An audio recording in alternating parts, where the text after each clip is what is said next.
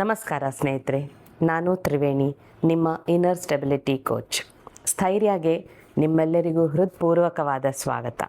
ಕಳೆದ 3 ವಿಡಿಯೋಗಳಲ್ಲಿ ನಾವು subconscious mind reprogramming ಬಗ್ಗೆ ವಿವರವಾಗಿ ತಿಳ್ಕೊಂಡ್ವಿ ಅಲ್ವಾ. ನಮ್ಮ ಸಬ್ಕಾನ್ಷಿಯಸ್ ಮೈಂಡ್ ಹೇಗೆ ಕೆಲಸ ಮಾಡುತ್ತೆ, ಅದರಲ್ಲಿರುವಂಥ ಹಳೆ ಪ್ರೋಗ್ರಾಮಿಂಗನ್ನು ನಾವು ಹೇಗೆ ಬದಲಾಯಿಸ್ಕೋಬಹುದು ಮತ್ತು ಹೊಸ ಪಾಸಿಟಿವ್ ಬಿಲೀಫ್ಸನ್ನು ಹೇಗೆ ಕ್ರಿಯೇಟ್ ಮಾಡ್ಕೋಬಹುದು ಅನ್ನೋದನ್ನೆಲ್ಲ ಪಾರ್ಟ್ 1, ಪಾರ್ಟ್ 2 ಮತ್ತು ಪಾರ್ಟ್ 3ಯಲ್ಲಿ ನೋಡಿದ್ವಿ.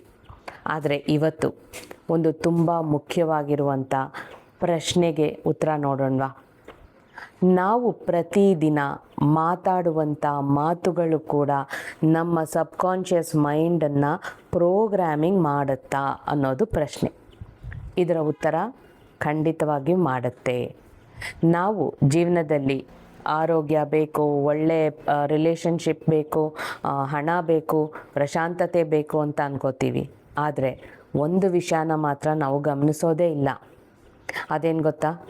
ನಾವು ಪ್ರತಿದಿನ ಬಳಸುವಂಥ ಮಾತುಗಳು. ನೀವು ಮಾತಾಡುವಾಗ ಪ್ರತಿ ಒಂದು ಮಾತಿಗೂ ಒಂದು ಎನರ್ಜಿ ಇರುತ್ತೆ. ಆ ಎನರ್ಜಿ ಮೊದಲು ನಿಮ್ಮ ಸಬ್ಕಾನ್ಷಿಯಸ್ ಮೈಂಡ್ ಮೇಲೆ ಕೆಲಸ ಮಾಡುತ್ತೆ. ಆಮೇಲೆ ಅದು ನಿಮ್ಮ ಭಾವನೆಗಳ ಮೇಲೆ, ನಿಮ್ಮ ಆಲೋಚನೆಗಳ ಮೇಲೆ ಮತ್ತು ಕೊನೆಗೆ ನಿಮ್ಮ ಜೀವನದ ಮೇಲೆ ಕೂಡ ಪ್ರಭಾವ ಬಿದ್ದು ಅದನ್ನು ಬದಲಾಯಿಸುತ್ತೆ. ಹಾಗಾಗಿ ಯಾವಾಗಲೂ ನನಗಾಗಲ್ಲ, ನನ್ನ ಅದೃಷ್ಟನೇ ಹೀಗೆ, ನನ್ನ ಜೀವನವೇ ಬರೀ ಸಮಸ್ಯೆಗಳೇ ತುಂಬಿಕೊಂಡಿದೆ ಅಂತ ಹೇಳ್ತಾ ಇದ್ದರೆ ನಿಮ್ಮ ಮನಸ್ಸು ಅದನ್ನೇ ಸತ್ಯ ಅಂತ ನಂಬೋದಕ್ಕೆ ಶುರು ಮಾಡುತ್ತೆ. ಸೊ ನಾವು ಕಳೆದ ವಿಡಿಯೋಗಳಲ್ಲಿ ಪಾರ್ಟ್ 1, ಪಾರ್ಟ್ 2 ಮತ್ತು ಪಾರ್ಟ್ 3ಯಲ್ಲಿ ನೋಡಿರೋ ಹಾಗೆ ಸಬ್ಕಾನ್ಷಿಯಸ್ ಮೈಂಡ್ಗೆ ಸತ್ಯ ಯಾವುದು, ಸುಳ್ಳು ಯಾವುದು ಅಂತ ನಿರ್ಧಾರ ಮಾಡೋ ಶಕ್ತಿ ಇರಲ್ಲ. ಅದಕ್ಕೆ ಅದು ನೀವು ಪದೇ ಪದೇ ಹೇಳೋ ಮತ್ತು ನಂಬೋ ವಿಷಯಗಳನ್ನೇ ಪ್ರೋಗ್ರಾಮಿಂಗ್ ಆಗಿ ಸ್ವೀಕರಿಸ್ಬಿಡುತ್ತೆ. ಹಾಗಾಗಿ ಜೀವನ ಬದಲಾಯಿಸಬೇಕು ಅಂತ ಅಂದರೆ ಮೊದಲು ನಿಮ್ಮ ಮಾತುಗಳನ್ನು ಬದಲಾಯಿಸ್ಕೋಬೇಕು. ಸೊ ಹಾಗಾಗಿ ನಾನು ನಿಮಗಾಗಿ 7 ದಿನಗಳ ಎನರ್ಜಿ ರೀಸೆಟ್ ಪ್ರಾಕ್ಟೀಸನ್ನು ಹೇಳ್ತೀನಿ. ಈಗ ಪ್ರತಿದಿನ ಒಂದೊಂದು ಎನರ್ಜಿ ಮೇಲೆ ನೀವು ಫೋಕಸ್ ಮಾಡಿ. Day 1, day 2, day 3, day 4, day 5, day 6 ಮತ್ತು ಡೇ 7 ಈ ಥರ ಒಂದೊಂದು ದಿನ ಒಂದೊಂದು ಪ್ರಾಕ್ಟೀಸ್ ಬಗ್ಗೆ ಹೇಳ್ತೀನಿ. ನೀವು ಯಾವತ್ತು ಶುರು ಮಾಡ್ತೀರೋ ಆವತ್ತಿಂದ ಒಂದೊಂದು ದಿನ, ಇಡೀ ದಿನ ನಾನು ಡೇ 1ಗೆ ಯಾವುದು ಪ್ರಾಕ್ಟೀಸ್ ಹೇಳಿರ್ತೀನೋ ಇಡೀ ದಿನ ಆ ಪ್ರಾಕ್ಟೀಸ್ ಮೇಲೆ ಫೋಕಸ್ ಮಾಡಿ. ಅದೇ ರೀತಿ day 2, day 3, day 4, day 5, day 6, day 7 ಈ ಥರ ಒಂದು ವಾರ ಮಾಡಿ. ನಿಮ್ಮ ಲೈಫಲ್ಲಿ ಯಾವ ರೀತಿಯಾದ ಬದಲಾವಣೆಗಳಾಗುತ್ತೆ ಅಂತ ಆಮೇಲೆ ಬಂದು ಇದನ್ನೆಷ್ಟು ಎಂಜಾಯ್ ಮಾಡ್ತಾ ಇದ್ದೀರಾ ಅಂತ ಕೂಡ ಕಾಮೆಂಟಲ್ಲಿ ಹೇಳಿ. ಸೊ ಈಗ ಶುರು ಮಾಡಲಾ? ಡೇ 1 ಬಂದು ಬ್ಲೆಸ್ಸಿಂಗ್ಸ್, ಆಶೀರ್ವಾದಗಳು. ನಿಮಗೆ ನೋವು ಕೊಟ್ಟವರನ್ನು ಕೂಡ ನೀವು ಮನಸ್ಸಿನಲ್ಲೇ ಆಶೀರ್ವಾದ ಮಾಡಿ. ನಿಮ್ಗೆ ಯಾರೋ ಬೈತಾ ಇದ್ದಾರೆ, ಕೋಪ ಮಾಡ್ಕೋತಾ ಇದ್ದಾರೆ, ಅವರನ್ನು ನೀವು ನಿನಗೆ ಒಳ್ಳೆಯದಾಗಲಿ, ನೀನು ಸಂತೋಷವಾಗಿರು ಅಂತ ಬ್ಲೆಸ್ ಮಾಡಿ. ಬ್ಲೆಸ್ ಮಾಡಿದಾಗ ಬಿಡುಗಡೆ ಆಗೋದು ಮೊದಲು ಅವರಲ್ಲ, ನೀವೇ. ಸೊ ಡೇ 1 ಫುಲ್ಲಾಗಿ ಬ್ಲೆಸ್ಸಿಂಗ್ಸ್ ಮೇಲೆ ಫೋಕಸ್ ಮಾಡಿ. ನಿಮ್ಗೆ ಯಾರ್ಯಾರು ಯಾವ್ಯಾವ ರೀತಿಯಾದ ನೋವು ಕೊಟ್ಟರು ಪರವಾಗಿಲ್ಲ, ಇಡೀ ದಿನ ನಿಮ್ಮ ಫೋಕಸ್ ಬರೀ ಬ್ಲೆಸ್ಸಿಂಗ್ಸ್. ರೋಡಲ್ಲಿ ಯಾರೋ ಹೋಗ್ತಾ ಇದ್ದಾರೆ, ಸುಮ್ಮನೆ ಬ್ಲೆಸ್ ಮಾಡಿ. ಯಾರೋ ಗಾಡಿ ಫಾಸ್ಟಾಗಿ ಓಡಿಸ್ಕೊಂಡು ಹೋಗ್ತಾ ಇದ್ದಾರೆ, ನೀನು ಕ್ಷೇಮವಾಗಿದೆಯಾ, ಸುರಕ್ಷಿತವಾಗಿದೆಯಾ ಅಂತ ಬ್ಲೆಸ್ ಮಾಡಿ. ಯಾರೋ ನಿಮಗೆ ಭಿಕ್ಷುಕರು ಕಾಣಿಸ್ತಾರೆ, ಅಯ್ಯೋ ಪಾಪ ಅಂತ ಅನ್ನಿಸ್ತು ಮನಸ್ಸು, ಬ್ಲೆಸ್ ಮಾಡಿ. ಮನೇಲಿ ಯಾರೋ ಏನೋ ಅಂದರು, ಬ್ಲೆಸ್ ಮಾಡಿ. ಆಫೀಸಲ್ಲಿ ಯಾರೋ ಏನೋ ಹೇಳಿದ್ರು, ಬ್ಲೆಸ್ ಮಾಡಿ. ಈ ರೀತಿ ನಿಮ್ಮ ಮನಸ್ಸನ್ನು ಲೋ ಆಗೋದಕ್ಕೆ ಬಿಡಬೇಡಿ. ಸೊ ಬ್ಲೆಸ್ ಮಾಡ್ತಾ ಇರಿ. ಆ ಇಡೀ ದಿನ ನೀವೆಷ್ಟು ಬ್ಲೆಸ್ ಮಾಡಿದಷ್ಟು ನಿಮ್ಮ ಫ್ರೀಕ್ವೆನ್ಸಿ, ನಿಮ್ಮ ವೈಬ್ರೇಷನ್ ಹೈ ಆಗ್ತಾನೆ ಇರುತ್ತೆ. ಆ ದಿನದ ಕೊನೆಯಲ್ಲಿ ನಿಮಗೆ ಗೊತ್ತಾಗುತ್ತೆ ನಿಮ್ಮಲ್ಲಾಗಿರುವಂಥ ಚೇಂಜ್ ಏನು ಅಂತ. ಸೊ ಈಗ ಡೇ 2 ನೀವು ಮಾಡಬೇಕಾಗಿರೋ ಪ್ರಾಕ್ಟೀಸ್ ಬಂದು ಸರೆಂಡರ್. ನಿಮ್ಮ ಕಂಟ್ರೋಲ್ನಲ್ಲಿ ಇಲ್ಲದೇ ಇರೋ ವಿಷಯಗಳನ್ನು ದೇವರಿಗೆ ಬಿಟ್ಟುಬಿಡಿ. ನಾನು ನನ್ನ ಪ್ರಯತ್ನನ ಮಾಡಿದ್ದೀನಿ, ಉಳಿದಿದ್ದು ದೇವರಿಗೆ ಬಿಡ್ತಾ ಇದ್ದೀನಿ ಅಂತ ಸರೆಂಡರ್ ಮಾಡಿಬಿಡಿ. ಯಾವಾಗ ನಾವು ಎಲ್ಲ ನಾನೇ ಬಗೆಹರಿಸ್ಕೋಬೇಕು ಅಂತ ಅಂದ್ಕೊಂಡು ಪ್ರಯತ್ನಗಳನ್ನು ಮಾಡ್ತಾ ಹೋಗ್ತಾ ಇರ್ತೀವಲ್ಲ, ಯಾವುದೂ ಆಗಲ್ಲ. ಆಗ ಮನಸ್ಸೇನು ಮಾಡುತ್ತೆ, ಇದು ಯಾಕೆ ಆಗ್ತಾ ಇಲ್ಲ, ಅದು ಯಾಕೆ ಆಗ್ತಾ ಇಲ್ಲ ಅಂತ ನಿಧಾನವಾಗಿ ಲೋ ಫೀಲ್ ಮಾಡೋಕ್ಕೆ ಶುರು ಮಾಡಿಬಿಡುತ್ತೆ.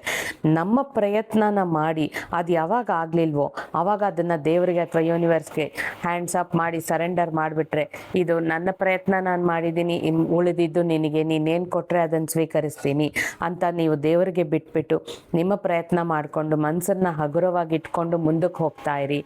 ಆ ಒಂದು ಇಡೀ ದಿನ ಆ ಥರ ಮಾಡ್ತಾ ಇರಿ. ದಿನದ ಕೊನೆಯಲ್ಲಿ ನಿಮ್ಗೆ ಏನು ಅನಿಸುತ್ತೆ ಅಂತ ನೋಡ್ಕೊಳ್ಳಿ.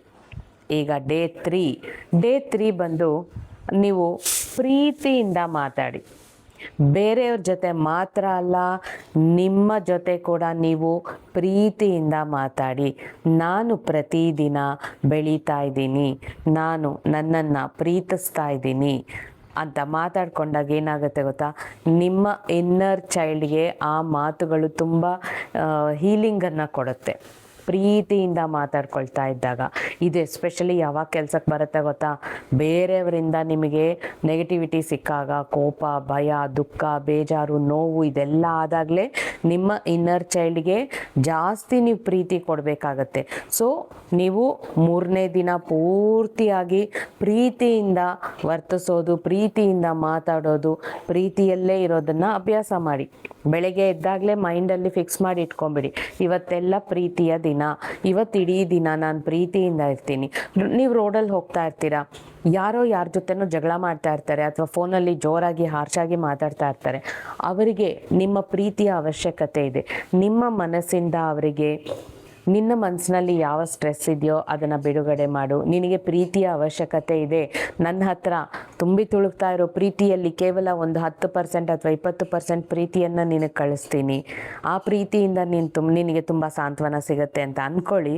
ಅವರು ಹೀಗೆ ಕ್ಷಣದಲ್ಲೇ ಸಾಫ್ಟ್ ಆಗ್ತಾರಾ ಇಲ್ವಾ ನೋಡ್ಕೊಳ್ಳಿ. ಈ ರೀತಿ ಪ್ರೀತಿ ಅನ್ನೋದನ್ನು ಯಾರಿಗೆ ಬೇಕಾದ್ರೂ, ಹೇಗೆ ಬೇಕಾದ್ರೂ, ಯಾವ ರೀತಿ ಬೇಕಾದ್ರೂ ಕೊಡ್ಬೋದು. ಸೊ ಡೇ 3 ಪ್ರೀತಿಯಲ್ಲೇ ಇರೋದು. ಈಗ ಡೇ 4 ಹೋಗೋಣವಾ. ಡೇ 4 ಬಂದು ಪ್ರಶಾಂತತೆ, ಪೀಸ್ಫುಲ್. ಯಾವ ಪರಿಸ್ಥಿತಿಯಲ್ಲಿ ನೀವು ಶಾಂತವಾಗಿ ಇರೋದಕ್ಕೆ ಪ್ರಯತ್ನಿಸ್ತೀರಾ ಅಂತ ಯೋಚನೆ ಮಾಡ್ಕೊಳ್ಳಿ. ರಿಯಾಕ್ಟ್ ಮಾಡಬಾರ್ದು, ರೆಸ್ಪಾಂಡ್ ಮಾಡಬಾರ್ದು. ಬೆಳಗ್ಗೆಯಿಂದ ರಾತ್ರಿವರೆಗೆ ಒಂದು ಆಳವಾದ ಉಸಿರು ತಗೊಂಡು ಅದಾದಮೇಲೆ ಆರಾಮಾಗಿ ಮಾತಾಡಬೇಕು. ಈ ಥರ ಡೇ 4 ಫುಲ್ಲು ನೀವು ಪ್ರಶಾಂತತೆ ಮೇಲೆ ಫೋಕಸ್ ಮಾಡಿದಾಗ ಅವತ್ತಿನ ದಿನ ಅದು ಎಷ್ಟು ನಿಮ್ಗೆ ಆರಾಮ ಅನಿಸುತ್ತೆ. ಬಟ್ ನಾವು ಎಷ್ಟೇ ಪ್ರಶಾಂತವಾಗಿದ್ದರೂ ಕೆಲವ್ರು ಬಂದು ನಮ್ಮನ್ನು ಕೆಣಕ್ತಾ ಇರ್ತಾರೆ. ಅಂಥ ಟೈಮಲ್ಲೇ ಆರಾಮಾಗಿ ಬ್ರೀತ್ ಇನ್ ಬ್ರೀತ್ ಔಟ್ ಮಾಡಿಕೊಂಡು ಆಮೇಲೆ ಒಂದು ಕ್ಷಣ ಯೋಚನೆ ಮಾಡಿ, ಇವಾಗ ಇದಕ್ಕೆ ನಾನು ಹೇಗೆ ರೆಸ್ಪಾಂಡ್ ಮಾಡಬೇಕು ಅಂತ ಪ್ರಶಾಂತತೆಯಿಂದನೇ ರೆಸ್ಪಾಂಡ್ ಮಾಡಿ ನೋಡಿ ಏನೆಲ್ಲ ಚೇಂಜ್ ಆಗುತ್ತೆ ಅಂತ. ಸೊ ಈಗ ನೆಕ್ಸ್ಟ್ ಡೇ 5 ಲೆಟ್ ಗೋ. ಹಳೆಯ ನೋವುಗಳನ್ನು ಹಿಡಿದಿಟ್ಕೊಂಡು ಬದುಕೋದು ಬೇಡ. ನಿಮ್ಮ ಮನಸ್ಸಿನಲ್ಲೇ ಹೇಳ್ಕೊಳ್ಳಿ, ನಾನು ಇದನ್ನು ಬಿಡ್ತಾ ಇದ್ದೀನಿ, ನಾನು ನನ್ನ ಮನಸ್ಸನ್ನು ಮುಕ್ತಗೊಳಿಸ್ತಾ ಇದ್ದೀನಿ ಅಂತ. ಹಳೆಯ ನೋವುಗಳನ್ನೆಲ್ಲ ಕೆದಕಿ ಅದನ್ನು ಲೆಟ್ ಗೋ ಮಾಡಿ ಅವತ್ತೆಲ್ಲ. ಇನ್ನು ಡೇ 6 ಗ್ರ್ಯಾಟಿಟ್ಯೂಡ್ ಪ್ರಾಕ್ಟೀಸ್ ಅಂದರೆ ಕೃತಜ್ಞತೆ. ಪ್ರತಿದಿನ ಕನಿಷ್ಠ 5ರಿಂದ 10 ವಿಷಯಗಳಿಗೆ ಥ್ಯಾಂಕ್ ಯು ಹೇಳ್ಕೊಳ್ಳಿ ಮನಸ್ಸಿಂದ. ನೀವು ಯಾವುದಕ್ಕೆ ಕೃತಜ್ಞರಾಗಿದ್ದೀರೋ ಅದೇ ನಿಮ್ಮ ಜೀವನದಲ್ಲಿ ಇನ್ನಷ್ಟು ಹೆಚ್ಚಾಗ್ತಾ ಇರುತ್ತೆ. ಓಕೆ, ಸೊ ಇನ್ನು ಡೇ 7 ಸೊ ಸೆಲ್ಫ್ ಲವ್. ಕೊನೆಗೆ ನಿಮ್ಮ ಬಗ್ಗೆ ಕನ್ನಡಿ ಮುಂದೆ ಹೋಗಿ ನಿಂತ್ಕೊಳ್ಳಿ. ನಾನು ನನ್ನನ್ನು ಸಂಪೂರ್ಣವಾಗಿ ಸ್ವೀಕರಿಸ್ತಾ ಇದ್ದೀನಿ, ನಾನು ನನ್ನನ್ನು ಪ್ರೀತಿಸ್ತಾ ಇದ್ದೀನಿ, ನಾನು ಸಾಕಷ್ಟು ಒಳ್ಳೆಯವನು ಅಥವಾ ಒಳ್ಳೆಯವಳು.